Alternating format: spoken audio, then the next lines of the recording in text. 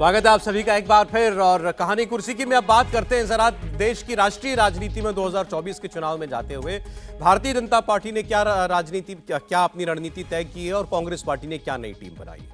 नरेंद्र मोदी और अमित शाह ने 2024 के लिए 400 प्लस का टारगेट दिया है अपनी टीम को। प्रधानमंत्री मोदी ने इसके लिए एक पूरा प्लान भी, इसकी रूपरेखा अपने पार्टी कार्यकर्ताओं के सामने रखी है। पिछले दिनों में 2 दिन लगातार पार्टी पदाधिकारियों के साथ बैठक हुई, जिसमें प्रधानमंत्री भी शामिल हुए, गृहमंत्री और पार्टी के अध्यक्ष जेपी नड्डा तो शामिल थे ही। और इसमें सीधे सीधे पार्टी ने यह तय किया है कि देश में 2024 के चुनाव में जब आप जा रहे हैं तो टारगेट कीजिए कि आपको इस बार 400 सीटें जीत करके आनी है। अमित शाह 2024 में एक ऐसी ऐतिहासिक जीत हासिल करना चाहते हैं कि उनसे टक्कर लेते हुए विपक्ष 10 बार सोचे। ये बातें उस बैठक में कही गई हैं।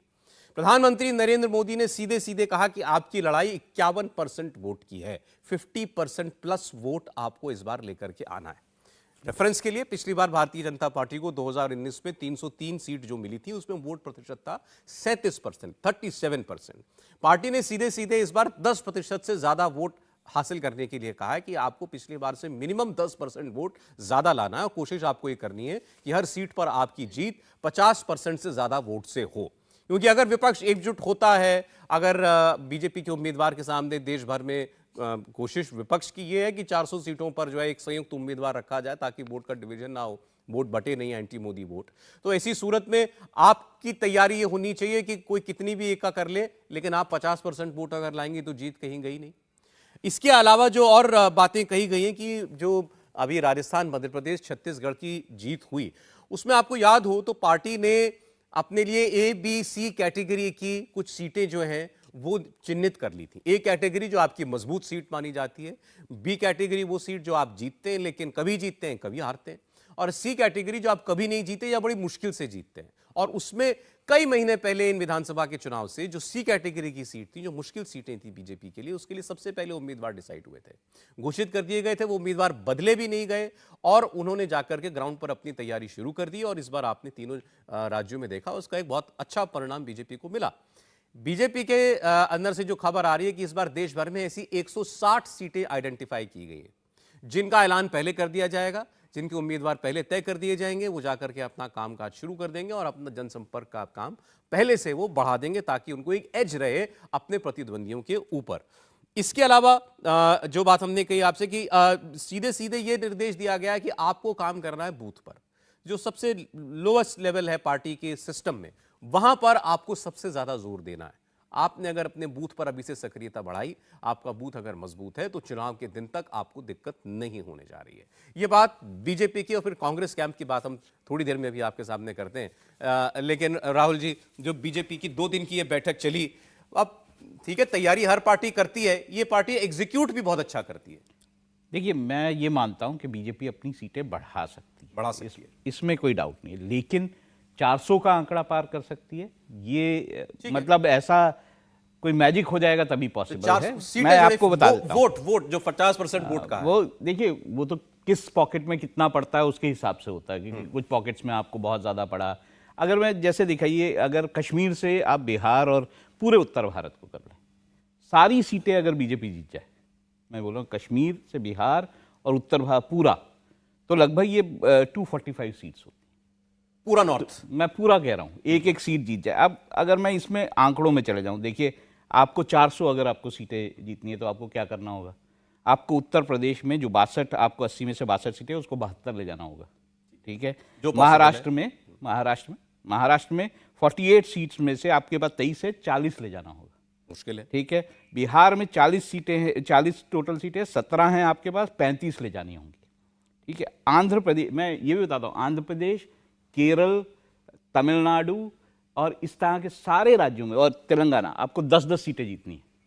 मैं आपको इसलिए बोल रहा हूँ, ये 3 राज्य में सीट ही नहीं है उनकी। और पश्चिम बंगाल में जहां 42 में से 18 सीटें आपके पास थी, उसमें आपको 30 ले जानी है। मध्य प्रदेश की सारी सीटें आपको जीतनी है, राजस्थान की सारी सीटें जीतनी है, हरियाणा की सारी सीटें जीतनी है, हिमाचल की सारी सीटें, ये सब कुछ 400 तक छूने के लिए आप कह रहे हैं। ओके, तो इसलिए जब मैं कहता हूं कि ये ठीक है कि बीजेपी अपनी सीटें बढ़ा सकती है, बीजेपी जीत के आएगी। मुझे लगता है प्रधानमंत्री अपना एक और टर्म करने वाले हैं, लेकिन 400 का आंकड़ा आप पार कर लोगे, ये कुछ अचंभा ही होगा, तभी पॉसिबल है।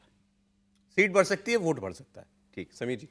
देखिए, मुझे लग रहा है प्रधानमंत्री मोदी ने और अमित शाह ने अगर ये टारगेट सेट किया है कि 50% का वोट बैंक लेना है और 400 सीटें हमें क्रॉस करना है, तो मुझे लग रहा है कि भारतीय जनता पार्टी कैडर को जरूर बता रही है कि हमें ये करना है, लेकिन प्रधानमंत्री मोदी भी जानते हैं कि ये एनडीए गठबंधन के अंदर ही हो सकता है। आप देखिए, भारतीय जनता पार्टी की 303 सीटें अगर एनडीए गठबंधन के सहयोगी दलों की सीटें बढ़ा ले तो 350 सीटें हो जाती है। अगर भारतीय जनता पार्टी को 37% वोट बैंक मिला था 2019 में, अगर एनडीए के सहयोगी दलों का वोट बैंक मिला दिया जाए तो वह 43-44% पे चला गया था।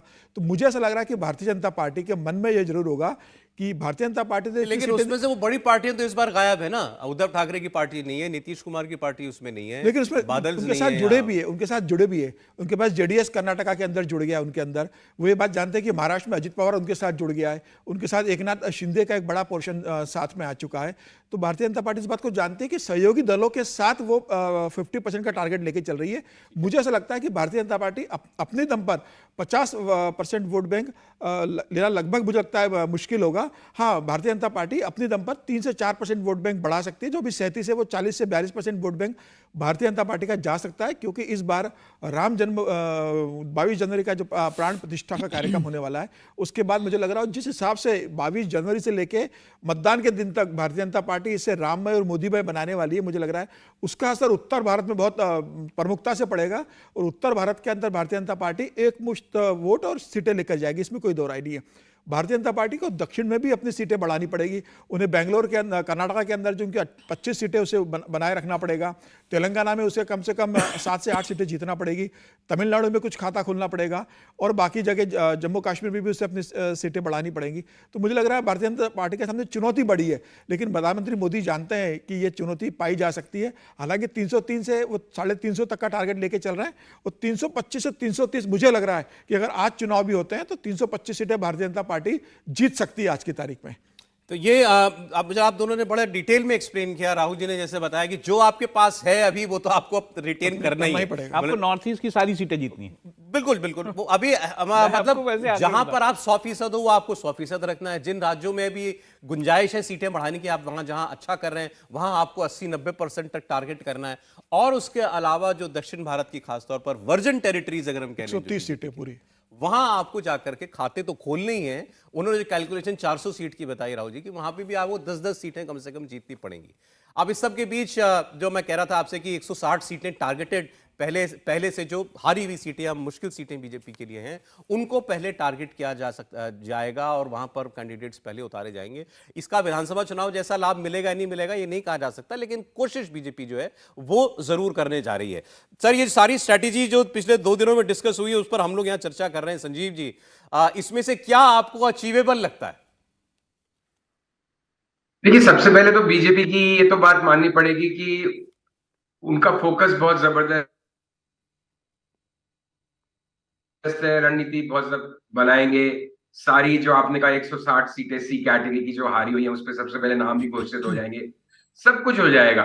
लेकिन अल्टीमेटली वोट तो जनता को डाल दें, तो जितनी प्लानिंग कर लें आप उसको एग्जीक्यूशन भी कर लें उसका, जैसे आपने कहा वो एग्जीक्यूशन में भी एक्सपर्ट है। लेकिन अल्टीमेटली मुझे अभी भी लगता है, और मैं बहुत टाइम से ये बात कह रहा हूं, मेरे हिसाब से देखिए साउथ एक अपहिल टास्क रहने वाला है बीजेपी के लिए। कोई वहां नाटकीय परिवर्तन नहीं आना राजनीति में साउथ की। तेलंगाना में जैसे विधानसभा में उनकी सीटें कम आई है उसके मुकाबले लोकसभा में ज्यादा आ जाएंगी शायद, क्योंकि वहां मोदी जी का एक जलवा है प्राइम मिनिस्टर पद के लिए, और लोग, हम गए थे तेलंगाना, लोग बात करते हुए मिले थे ऐसे। तो तेलंगाना में जिस अनुपात में जिस तरीके से विधानसभा चुनाव हारी है बीजेपी, उससे बेहतर प्रदर्शन हो सकता है, लेकिन कोई डबल डिजिट में आ जाएगा ये बिल्कुल नहीं लगता। आंध्रा में अभी भी बहुत मुश्किल है। कर्नाटक में जेडीएस के साथ आने से ठीक है, और येदियुरप्पा के बेटे को पार्टी की कमान देने से एक गोका लिग्गा लिंगायत की कॉम्बिनेशन बैठेगी। लेकिन दूसरी तरफ कांग्रेस वहां पे बहुत एक ऑर्गेनाइजेशनली बहुत स्ट्रांग पार्टी है, बहुत स्ट्रांग यूनिट है। सिद्धरमैया, डीके शिव कुमार की जुगलबंदी राज्य स्तर पे मोदी अमित शाह के मुकाबले की नहीं तो लगभग काफी स्ट्रांग है। तमिलनाडु में बहुत मुश्किल है इस इलेक्शन में, केरल में मुश्किल है। तो साउथ का तो आप ठीक है,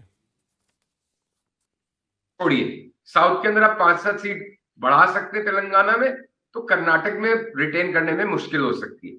अब उत्तर में तो जहां 100% जीते हैं वहां 100% लाए हैं।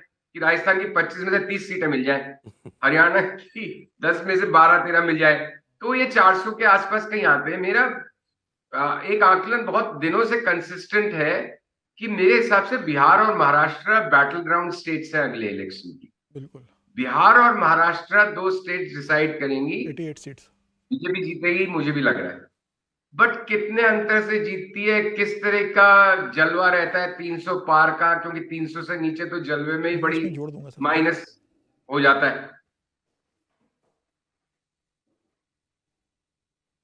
तो वो सब यहां की राजनीति तय करेगी, क्योंकि आपके पास शिंदे और अजीत पवार 2 क्रचेस ले आए आप, 2 बैसाखी जी। शिवसेना और एनसीपी की। लेकिन जनता की नजर में वो नकली शिवसेना नकली एनसीपी है कि असली शिवसेना असली एनसीपी है, ये चुनाव के बाद डिसाइड कर पाएंगे हम कि जनता ने किसको माना है। और बिहार की जो पूरी दशकों से एक कास्ट कॉम्बिनेशन की राजनीति रही है, जिसके दम पर आप 17 लाए थे पिछली बार नीतीश के साथ और पासवान जी की पार्टी के साथ सब मिलकर।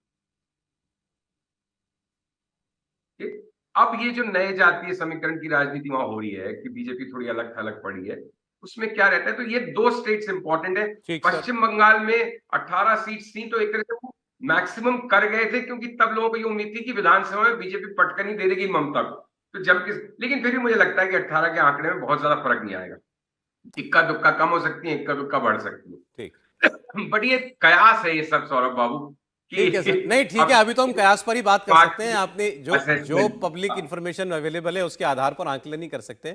आपका असेसमेंट ये कहता है कि बात ये होनी चाहिए 300 प्लस होगा कि नहीं होगा, यानी पिछली बार वाले आंकड़े के आसपास रहेंगे कि नहीं रहेंगे, और उसमें भी बिहार और महाराष्ट्र ये बैटल ग्राउंड स्टेट्स हैं, ये तय करेंगी सीटों को। जी, निश्चित रूप से मतलब मैं बिल्कुल सहमत हूँ संजय जी की बात से कि महाराष्ट्र और का देखा जाए और बिहार का देखा जाए, दोनों को मिला के 88 सीट्स आती है, और ये दोनों स्टेट इस बार भारतीय जनता पार्टी के लिए तगड़ी चुनौती बनने वाले। बिहार के अंदर लालू और नीतीश को पटकनी देना इतना आसान नहीं रहेगा, जिस हिसाब से भारतीय जनता पार्टी मान के चल रही है कि 40 में से हम 35 सीटें जीतेंगे। और महाराष्ट्र में 48 सीटों की ऐसी अब खिचड़ी बन चुकी है कि अब मतदाता को समझ में नहीं आ रहा है कि मतलब एकनाथ शिंदे किसके साथ है, अजित पवार किसके साथ है, शरद पवार किसके साथ है, उद्धव। मतलब इस बार बहुत मुश्किल है भारतीय जनता पार्टी के लिए भी महाराष्ट्र के अंदर पिछला 23 सीटों का प्रदर्शन दोहराना। इस बार बड़ा अजीब सा घालमेल होने वाला है। इसके अलावा मुझे लग रहा है कर्नाटक और तेलंगाना भी भारतीय जनता पार्टी के लिए एक बड़ी चुनौती रहेगा। कर्नाटक के अंदर कांग्रेस की सरकार है, तो 28 में से 25 सीटें जीतना, जो पिछली बार प्रदर्शन किया था। कांग्रेस तो एक ही सीट जीत पाई थी, DK शिवकुमार के भाई जीते थे वहां से एक सीट। तो क्या अब वो JDS के आने के बाद भारतीय जनता पार्टी 25 सीटें जीत पाती है क्या, ये एक बड़ा प्रदर्शन रहेगा। इसके अलावा पंजाब में भी क्या भारतीय जनता पार्टी पिछली बार अकाली दल के साथ थी, तो 3 सीटें भारतीय जनता पार्टी को मिली थी। अब क्या अकाली दल अलग चुनाव लड़ रहा है, तो क्या भारतीय जनता पार्टी पंजाब में अकाली दल के साथ मिलकर चुनाव लड़ेगी, तो क्या वापस 3 सीटें जीत पाएंगी। तो पंजाब भी एक भारतीय जनता पार्टी के लिए वहाँ चुनौती बना हुआ है। तो मुझे लग रहा है कि ये स्थितियाँ भारतीय जनता पार्टी के लिए जरूर चुनौतीपूर्ण है। अब भारतीय जनता पार्टी इस बात को समझती है, अमित शाह मोदी ने कोई रणनीति बनाई होगी इन राज्यों को लेकर, लेकिन मुझे ऐसा लगता है कि फिलहाल 303 का target Bharatiya Janata party achieve कर लेगी, अगर सब कुछ भारतीय जनता पार्टी के हिसाब से रहा, मतलब समीकरण। और कोई बहुत मतलब दूसरी बड़ी बात है कि अगर भारतीय जनता पार्टी 400 सीटों का टारगेट लेकर चल रही है, तो मुझे लगता है भारतीय जनता पार्टी को अपने 303 सांसदों में से कम 40% सांसदों के टिकट काटने होंगे, क्योंकि उनके खिलाफ कई सांसद जिनके खिलाफ बहुत ज्यादा एंटी इनकम्बेंसी है, बहुत ज्यादा नाराजगी है। तो मुझे लग रहा है भारतीय जनता पार्टी अपने कई सांसदों के भी टिकट काटेगी इस बार, और नए चेहरे को लेकर आएगी, तभी भारतीय जनता पार्टी 303 के ऊपर जा पाएगी। जब हम ऐसे किसी इलेक्शन को डिस्कस करते हैं तो कई बार ये बहुत कॉम्प्लिकेटेड चीज लगती है, बड़ी कॉम्प्लेक्स और होती भी है। इतनी रणनीति, ये स्ट्रैटेजी, ये साथी गया, इस साथी को दूसरा लेकर के आओ कई बार, लेकिन ऐसा लगता है कि ओवर सिंप्लीफिकेशन हो सकती है मेरी बात। लेकिन मुझे लगता है जनता के मन में तो सवाल एक ही है ना, मोदी को लाना है दोबारा या मोदी को हटाना है। इसलिए क्या फर्क पड़ता है कि मेरे साथ ये वाले पवार है या कि ये दूसरे वाले पवार हैं, या ये वाली शिवसेना है, वो वाली शिवसेना है। He has to decide about Modi. मैं आपसे बहुत ज़्यादा एग्री करता हूँ। देखिए, बिहार में और महाराष्ट्र में जब विधानसभा के चुनाव होंगे तो जो है ये समीकरण हो सकता है कि कौन सी शिवसेना, कौन सा बिहार में नीतीश और लालू और ये सारे कॉम्बिनेशन। लेकिन इस वक्त जो होगा वो होगा कि किस तरह से देश के लिए प्रधानमंत्री चुना जा रहा है। नरेंद्र मोदी के नाम पे वोट होंगे। जैसे दिल्ली में अगर हम विधानसभा चुनाव 33% वोट पड़ा था विधानसभा चुनाव में, जब 2015 की बात है।